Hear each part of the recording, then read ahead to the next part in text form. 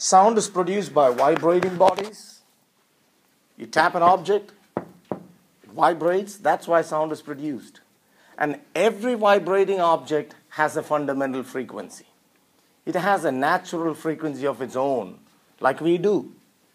Each one of us, when we speak, we have a particular tone. That is a frequency. So, if you tap louder, the frequency does not change. It is the amplitude that changes. The amplitude is decreasing now. The frequency is the same. So for any object, you can see the frequencies for these two are different, right? So that's a very important thing to know.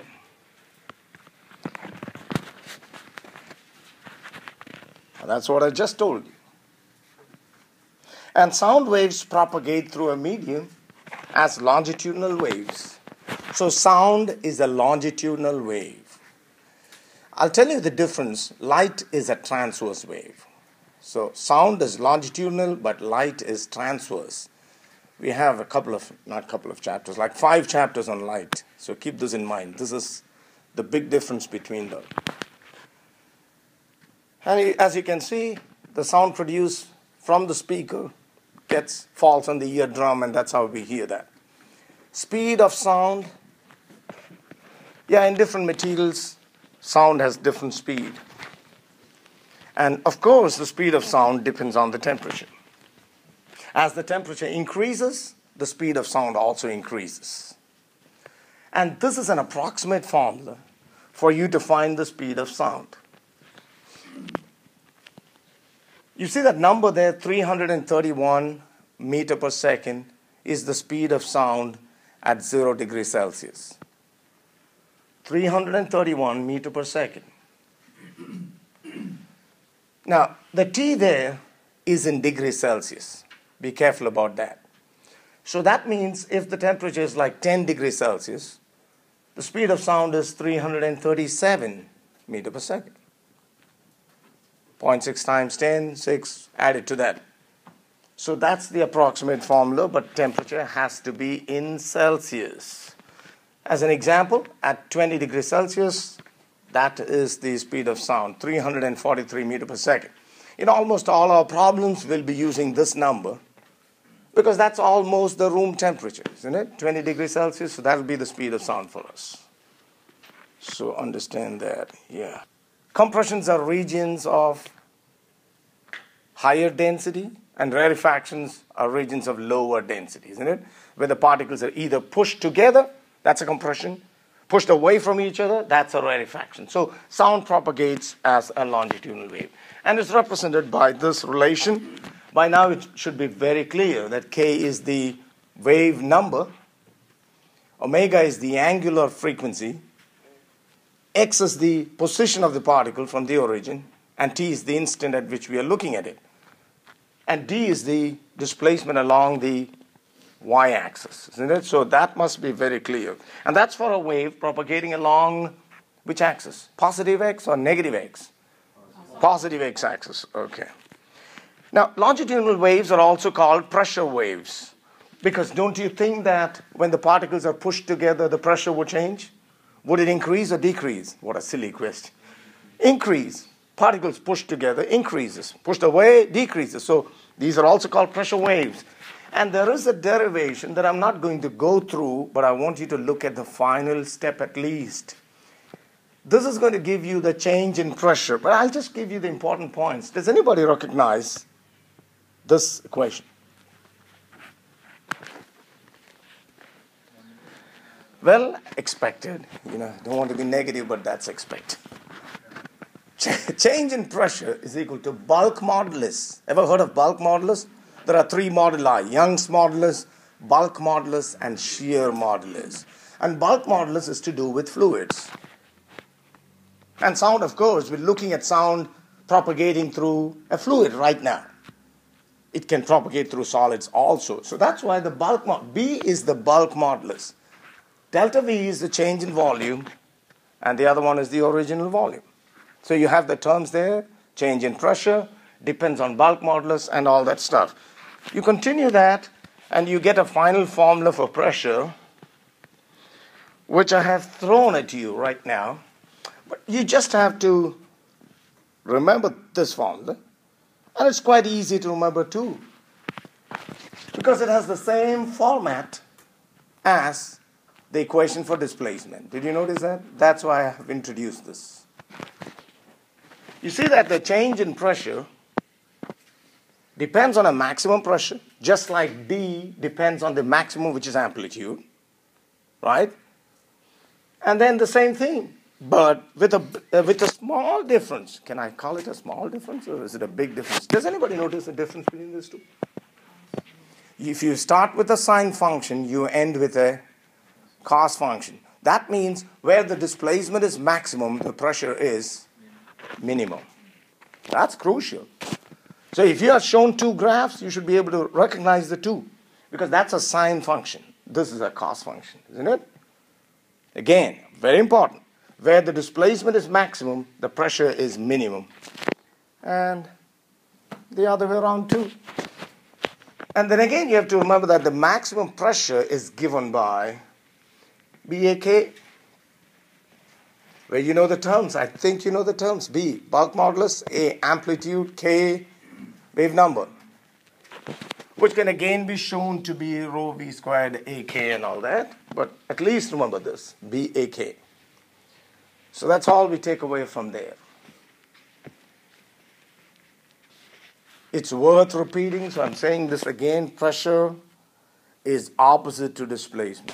When one becomes minimum, the other becomes maximum, and so on. Any intensity of sound. Yeah, the unit of intensity. What's the actual unit of intensity?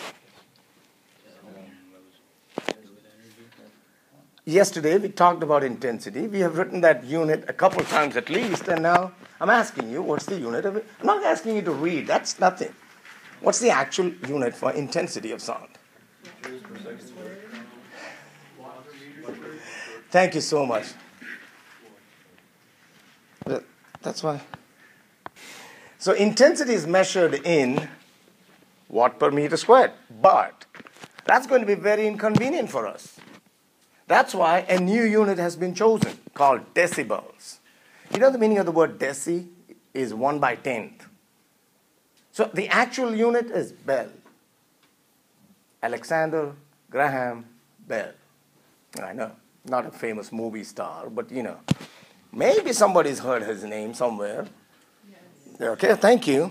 So to honor that scientist, we have decibels. The real problem is our ear, you know, when the intensity of sound doubles, we do not hear double the loudness. That's how we have been constructed. So the intensity of sound goes 100 times, and we think it doubled. Be with me. It's a logarithmic scale. You know the meaning of logarithmic scale? What's the logarithm of 100? The logarithm of 100. 2. The logarithm of 1,000 is 3. Get your calculator and just try. Log 1,000, 3. Log 10,000, 4. So that's how we perceive the loudness of sound. You see that? The actual intensity has to go up 100 times for us to feel that it got doubled. Hello? So we're going to have a formula which has a log in it. All right, the unit of intensity is actually this. But like I told you, the human hearing range, wow, the human hearing range is huge. Look at that. We can hear sounds from 10 to the negative 12. Is that small? Up to 1. Now, 10 to the negative 12 is called the threshold of hearing. That is where we begin hearing, the threshold. And that number is important, 10 to the negative 12. It's going to come in every formula. But when you get to a concert where they have hard, rock music playing, and you are so crazy that you're close to those loudspeakers, that is close to 1, sometimes even more, and that's called the threshold of pain. And for some people, pain is enjoyable. That's why they get to that heavy metal music and so close. And often, young people, they have those headphones pushed into their ears and they keep turning the volume up and not knowing that the eardrum cannot take this for a long time. So research shows that most teenagers today are semi-deaf because of listening to music at a high volume for a longer time. You know that this is true for the human body in any case, but especially here. If you listen to it at high volume, you have to turn it all the way up the next time to get the same enjoyment because the sensitivity keeps going down. It's one of the reasons why people can't hear me talk now. Anyway, so, no, that was just meant to be a joke and nobody laughed. Loudness doubles when intensity is 10 times. Logarithm, that means it's logarithmic. This is the formula that you have to remember. I don't know how many times we're going to use this, and at least once on the exam. Beta in decibels is 10 log I by I naught. And I naught is always 10 to the negative 12. That's why I said you have to remember that number. I naught is 10 to the negative 12. So, if the intensity is 10 to the negative 11, go ahead and find the beta in decibels, please. Go ahead, takes a minute. If I is 10 to the negative 11, what's the beta in decibels? So you'll have to go 10 to the negative 11 by 10 to the negative 12, which gives you 10, isn't it? And what's the log of 10? 1. And 1 times 10? 10. So 10 to the negative 11 becomes 10 decibels, right? Okay, let's try one more. What about if it's 10 to the negative 10? Then it's negative 10 to the negative 10 divided by 10 to the negative 12, which is 100, correct? 100, and log of 100 is 2. 2 times 10 is 20. See how it works? Each time the intensity went up by 100, this one just doubled if you were listening to me. 10 became 20. Hello, last one. What if the intensity is 1?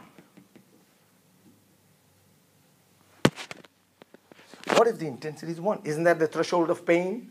Maximum? Okay, if it's 1, you have 1 divided by 10 to the negative 12, which makes it 10 to the positive 12, isn't it? And what's the log of 10 to the positive 12? 12.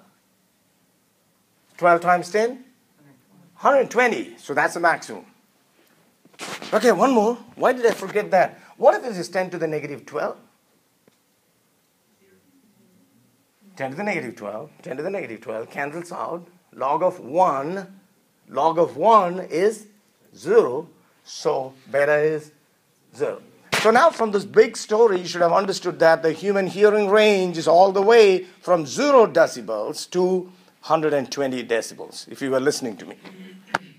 So I naught is always going to be 10 to the negative? Yes, that's the standard, because that's the limit. I naught is always 10 to the negative 12. Well, that's what I've written here. 10 to the negative 12 is 0 decibels. Negative 11 is 10. And 1 is 120. And do also remember that intensity is inversely proportional to the square of the distance. Didn't we do this yesterday? It was just yesterday. 24 hours have not passed. Okay. So that means as the distance doubles, the intensity becomes 1/4 and so on. All right. And get over this. In the fundamental mode of vibration, which you see there in that figure, on the extreme left, the string vibrates as one segment, isn't it? Right? And therefore, the length would be equal to half lambda. And the next harmonic, and the next harmonic. We looked at all these. These are all the instruments, not all, some of them that use strings, and how much we enjoy those. Well, that's the fundamental one. And we've also seen that the nth harmonic is n times the fundamental. And the fundamental frequency is V by 2L. And we also looked at this formula yesterday, where FT stands for what? Father tank? What is that? Tension. And mu is sound made by the cat. Yeah, that's how some people learn. Mass per unit length, which means what? The mass of 1 meter of the string. 1 meter of the string. So just know this. Well, this formula also shows you that the lower length produces what? Higher frequency. That's why when you play the guitar and you try to have a smaller length vibrating, you produce a higher frequency. That make any sense? Okay. So much about stringed instruments. So is the frequency like directly? Now the second class of instruments, that's one of our labs coming up, not today, tomorrow. There are two types of pipes, open and closed. Now in a closed pipe, look, if you take a pipe and both ends are closed, it's useless. That's like a human being that does not ever talk to anybody. Both ends closed. You're useless to society. It cannot produce any music. So when I say closed pipe, I'm just talking about one end closed, the other end open, right? And when I talk about an open pipe, both ends are open. Well, this was one of the questions that you had to answer. There were a couple of questions based on closed and open pipe. And when you set it into vibration, remember we're talking about longitudinal waves, right? Going up and down. And if the end is closed, then you can surely understand that there cannot be any vibration there. If one end is closed, how can the air molecules move up and down there? No. So a node is always produced at the closed end. Point. Node. If it's closed, it's a node. If it's open, I'm not going to say always an antinode is produced there, but you could get an antinode at the open end if the situations are correct. Did you hear me on that one? Node, without any doubt, you can only have a node. After closed end, you can only have a node. But at the open end, you may produce an antinode. Okay. Fundamentally, very important thing that I told you. Now, first we're looking at an open pipe, an open tube. What do you see here? You see two antinodes, isn't it? Isn't that the smallest wave that can be produced? I can produce a smaller wave than that. Because remember that from one antinode to the other antinode, what's the distance? Half the wavelength. So that's exactly what is written on top if you look carefully. Lambda is twice the length of the pipe. Yeah, because L is equal to lambda by 2. Hello? So lambda is 2 times the wavelength, and therefore the frequency is V by 2L. Don't make it complicated, it's easy. So the fundamental frequency of an open pipe is given by the formula V by 2L. The fundamental frequency of an open pipe. So if you know the velocity, let's take it as 340, and you know the length of the pipe is 1 meter. No, 0.5 meter. The length of the pipe is 0.5 meter. Of course, you know the fundamental frequency that can be produced in that one, isn't it? How much is it? 340 divided by 2 times 0.5. So 340 hertz. Okay, what happens if you double the length of this pipe? Double the length of the pipe. Surely the frequency that can be produced becomes half of what it was before. Doesn't it? Come on. So that's what you're going to see in the next one. That's the fundamental. That's also called the first harmonic, and it's given by that formula. Now look at the second one. Don't you have to have an antinode at either end? So this is the next one that can be produced. So, how many wavelengths is this? How many wavelengths is this?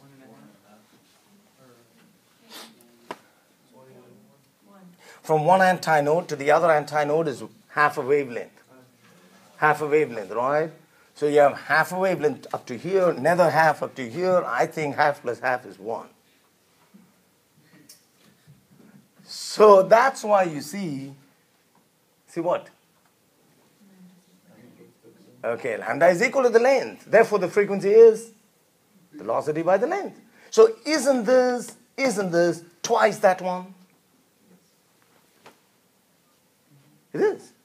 So what do you know about the second harmonic? It's going to be twice the fundamental. Okay. Twice the fundamental. That's why the formula is this way, 2F1. Therefore, generally you can say Fn. The nth harmonic is n times F1 for an open pipe. Finished. In an open pipe. Well, here is the closed tube or the closed pipe, and I just put everything out there. All right. Node, antinode. Isn't this the smallest wave? So, lambda 1 is 4 times the length of the pipe, right? From which you can find the fundamental frequency. I should not have shown that to you. I missed a chance. Anyway, I can ask this way. How many wavelengths is this? How many wavelengths is the second one? 1.5 wavelengths. 3 by 2, isn't it? Are you sure? I will look at it carefully. Why are we missing? I can't even reach there. From a node to an antinode is? From a node to an antinode is? Lambda by 4. Okay, I think up to 1 I'll keep saying this until you get it.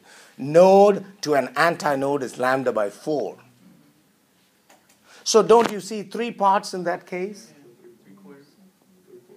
Yeah. So it's 3 by 4 of lambda. How do I explain this? I don't know. 1 by 4 till there, right? Another 1 by 4, another 3 by 4. That's why you see the formula 4 by 3 coming up. Okay, I would have missed this chance. Okay, how much is this? How many wavelengths? How many wavelengths is this? 1 and a quarter. How many quarters actually? How many quarters? 5 quarters. 5 quarters, right? So it'll be 5 by 4. Yeah, because you see 5 parts. 1, 2, and I can't reach anymore. So 1, 2, 3. Yeah, go ahead, laugh at me. So lambda 5 is that. Therefore, the fundamental frequency is V by 4L. Did you notice a difference? If you have an open pipe and a closed pipe that have the same length, one is open, the other is closed. What can you say about their fundamental frequencies? One is open, the other is closed. What was the formula for fundamental frequency of an open pipe? V by 2 times the length, isn't it? What is the formula for fundamental frequency of a closed pipe? V by 4L. So this is half of that. So for the same length, the fundamental frequency is half. Another difference. If your eyes are open, 3 times the fundamental, 5 times the fundamental, isn't it? It only produces odd harmonics. But what do you know about the open pipe? Produces every harmonic. So which one do you think is better as a musical instrument? An open pipe. Then I ask people, a flute, you know what a flute is? Is the flute an open pipe or a closed pipe? But think. Our greatest tragedy is that we will not take time to think. That, do you love me? Yes, I do. And then divorce. Think. You can avoid the tragedy later on. Is the flute open or closed?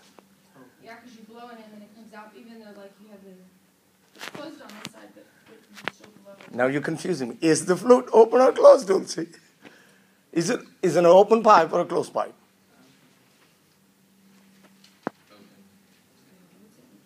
I blow into it. So what are you saying? Open?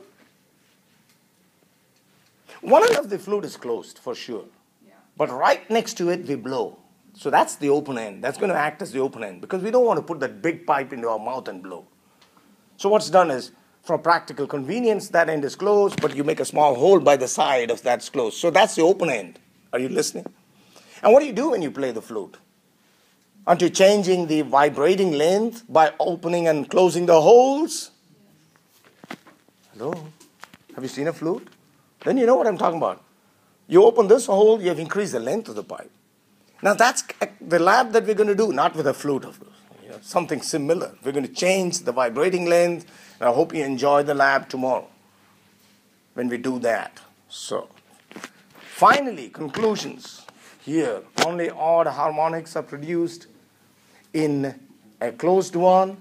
In an open one, you have both odd and even harmonics, so an open pipe is better as a musical instrument. Okay? Right. What you see on the right-hand side is two frequencies, 100 and 120. They're very close to each other. If they are superimposed on each other, that is the kind of thing that you get. See that? 100 and 120. But do you see a position of maxima and a position of minima here? Wouldn't this be a position of minimum or minima, right? Where the sounds almost cancel out. And then when you come to this point, somewhere here, you get maxima. One minima and one maxima together is called one beat. So one beat is one minima and one maxima taken together. And in this example, you would get exactly 20 beats in 1 second. Where did I get that number from? So the number of beats in 1 second is always equal to the difference in the frequencies. So beat frequency is equal to the difference in frequency. So you're 100, 120, you're going to get 20 beats per second. I'm going to prove it mathematically, but before that, on the left-hand side, you can see the red and blue waves. Watch here, please. Are they in phase right here? Yes, they are in phase right here, and at this point, what do you say? They are completely out of phase. Because you see, one is at the positive maxima, the blue one, and red is at the negative maxima. You see that they're 180 degrees out of phase. Don't you think they'll cancel out? That's where you get the minima. This is where you get the maxima. And you see that one more time, as shown in this picture, they get in phase with each other, you get the next maxima, and so on. Isn't it easy to understand? All right, so what's the math in it? D1. So that's one frequency. Well, we are assuming that their amplitudes are the same. Okay? As shown in this picture, don't you think the amplitudes are the same in this one? Of the red and the blue? Yeah. So D1 is A sine 2 pi F1t. What about D2? A sine 2 pi F2t. Like I said, we are assuming that the amplitudes are the same, but there's a difference in their frequencies, F1 and F2. When you superimpose, how do you find the resultant? Add them up, isn't it? You add them up. D is D1 plus D2. A is common. So now you have sine 2 pi F1t plus sine 2 pi F2t. Isn't that like sine A plus sine B? One thing you have to remember is sine A plus B is different from sine A plus sine B. Do you recognize that fact? Most of you missed one question yesterday because you thought both are the same. They're not. Sine A plus B is sine A cos B plus cos A sine B. We're not using that here. Because you look at this, you see sine A plus sine B. Well, where you have to take 2 sine, add them up, divide by 2 and cos. Okay. So that's A. So that's like sine A plus sine B. So you get 2A cos 2 pi. The difference divided by 2 times sine sum divided by 2. Sorry. Okay. That's because of the trig identity. Because it shows, you have to say 2 cos a minus b divided by 2. Are you with me? Sine a plus b divided by 2. So that's the trig there. That brings us to the last step. When I'm going to ask you one question, I'll give you time to finish writing. For those of you who are. Writing is always good because you don't sleep when you do. Number one. Number two, writing once is equal to reading 7 times. Anyway. You have a whole wave. You know what we're talking about? We had 2 simple harmonic waves, isn't it? Superimposed on each other. Their amplitudes were the same. Now we got the resultant wave. Can somebody tell me the frequency of the resulting wave? Take a close look. See, math is just a tool. But you've got to understand what it is. You got the final waveform, isn't it? Somebody tell me, what's the frequency of the final resulting wave? Come on. We know they had individual F1 and F2, but what's the frequency of this wave?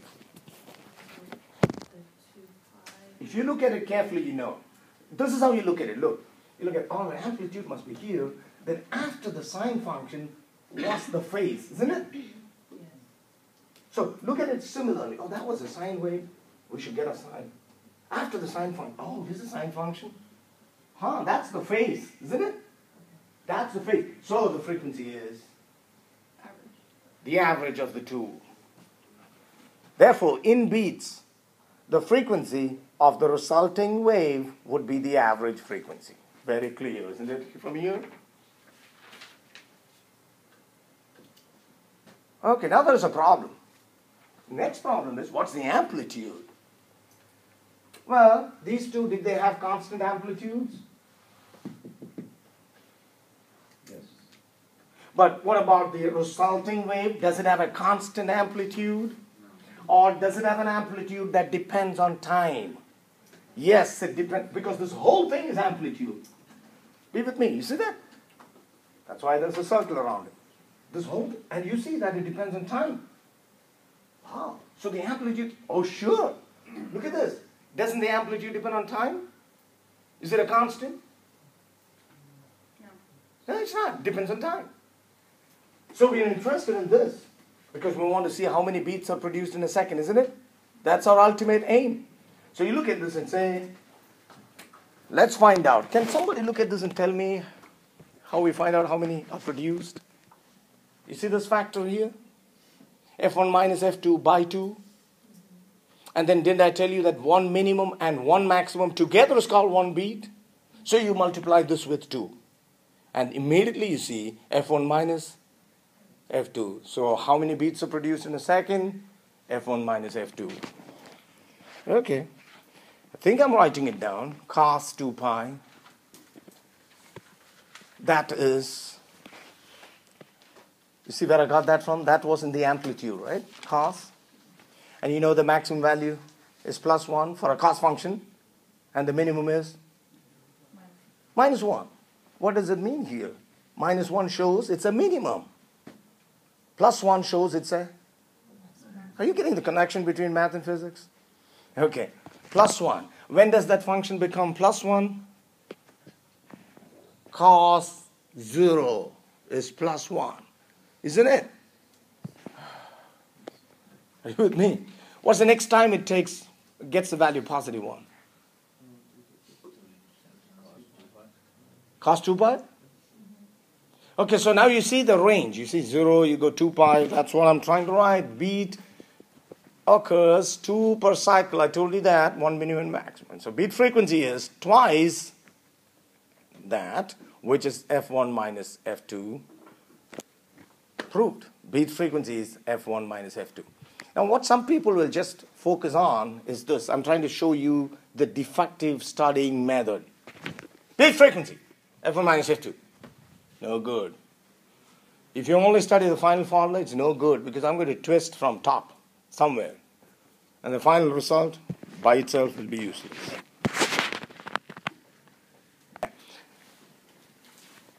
You know, Doppler effect, we have experienced it in life so many times. Okay, let me keep it simple. But problems on this are powerful. And you will soon see why. I'm the listener. I'm standing here. A fire truck or an ambulance comes by, blowing the siren. Okay? It's coming towards me. Now, what do you have? You have two things. One is a listener. Another is a source of sound. Are you with me? I could be moving. I could be moving that way, or I could be moving this way. Now, the source of sound could also be moving either towards me or away. All right. The medium in between, the material in between, which is air, could also be moving either towards me or away from me. You see how it's going to get powerful now? Let's keep it a little simple. Let's imagine that the air is not moving, okay? In all our discussions, until the very end, air is not moving. So now we're left with the listener and the source. And the source is producing a particular frequency. It's going like, ooh, that's the frequency that it produces. The driver of the ambulance, what is his relative motion with respect to the ambulance? 0. Because he's in the ambulance. He's not running behind it. Okay. Therefore, he will hear the actual frequency. Because there's no relative motion between the source of sound and him as the listener. But me, even if I'm standing here, I'm not moving, okay? The source is moving towards me. Don't you think that the wavelength that I hear will be a little bit smaller than the actual one? Because as the waves are being produced, isn't the source coming towards me? So don't you think that the waves will kind of get compressed? Hello. So I'll hear a smaller wavelength. I'm talking about wavelength now. Did I say the wavelength gets smaller? If the wavelength is smaller, the frequency is. So when a source of sound comes towards a stationary listener, the frequency appears to have increased. Did it actually increase? Now, this apparent change, it's just an appearance, didn't really happen. It's called Doppler effect. So what's Doppler effect? The appearance of the change of frequency. Due to what? Due to either the motion of the source, or the motion of the listener, or the motion of the material in between. This seemingly change that did not actually take place, that is called Doppler effect. All right, I'll continue. I'm standing here by the roadside. I have nothing to do. I'm mad at some of my students, so I just decided to stand by the roadside. Okay. And the ambulance passes me, still blowing the siren. Now what happens? Is there any difference?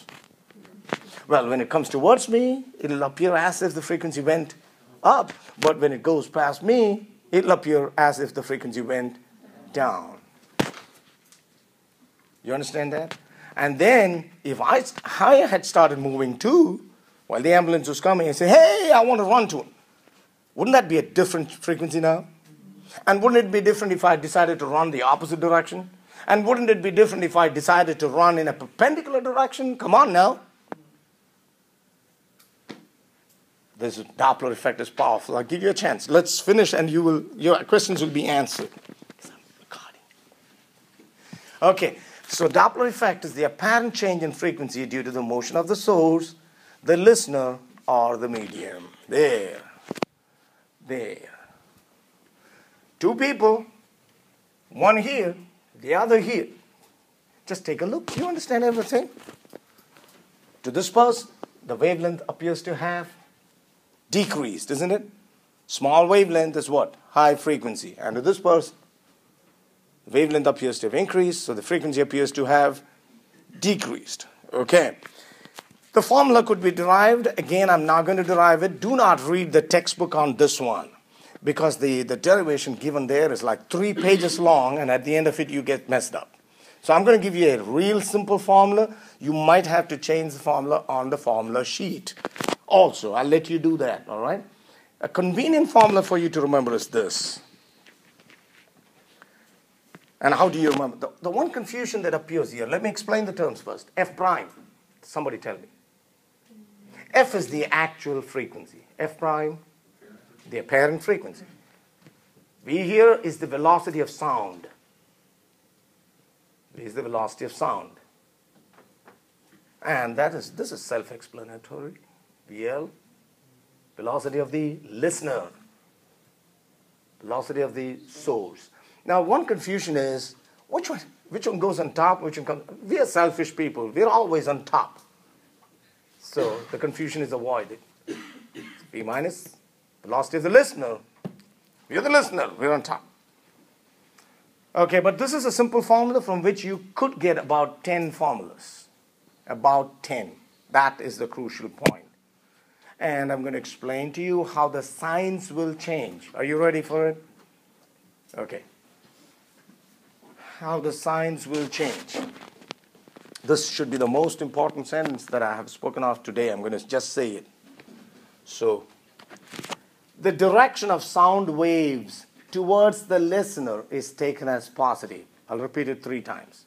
The direction of sound waves towards the listener is always taken as positive. That was the second time. Now the third time.